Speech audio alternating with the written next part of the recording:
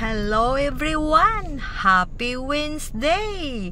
Usapang love life tayo mga idol. Kasi minsan, mayroon man ding magtatanong. Oo, siyempre mga kaibigan natin humihingi ng mga opinion tungkol sa kanilang love life. Pero bago pa man ay mag-seatbelt tayo.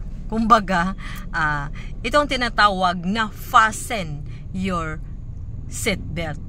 Kung pumasok tayo sa mundo ng love life ay kailangan nating mag-seatbelt.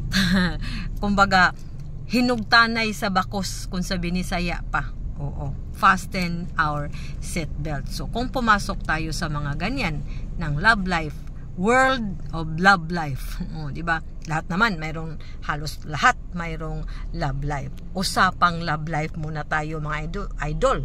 May kunting joke pero opinion ko lang po ito. Oo, kasi may mga nagtatanong man. Tungkol dyan sa ating mga love life, hindi naman lahat successful tungkol sa love life. Kaya nga sinasabi ko dito na kailangan din tayong mag-seatbelt.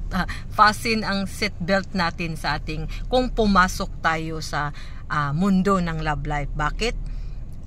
Hinugtanay sa bakos. Ngano? Hindi lahat ng mga love life ay nagiging successful.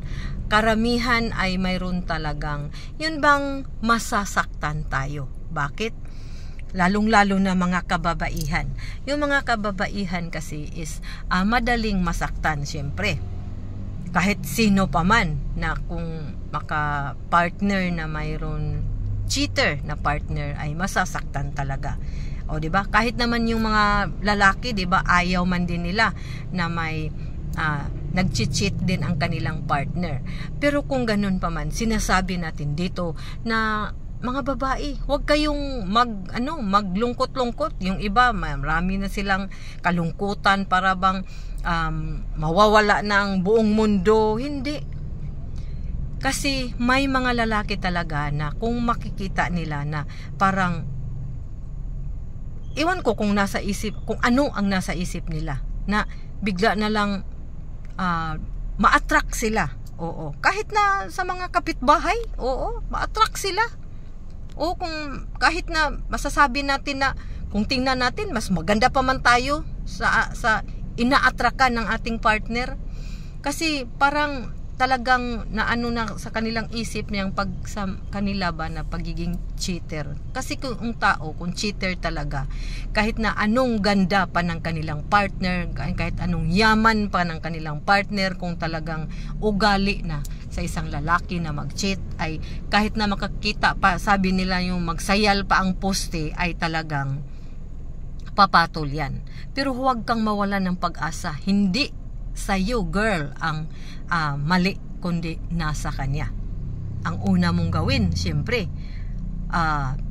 primero, bigyan ng chance, patawarin. Pero kung uulit pa rin, sige, patawarin pa din. Pero kung parang palagi-lagi na, let go. Yan ang pinaka paraan. Kasi palagi na eh. O, di wag na i-let go na para naman masaya na siya. So yun lang mga idol. Maraming salamat at mag-ingat tayo.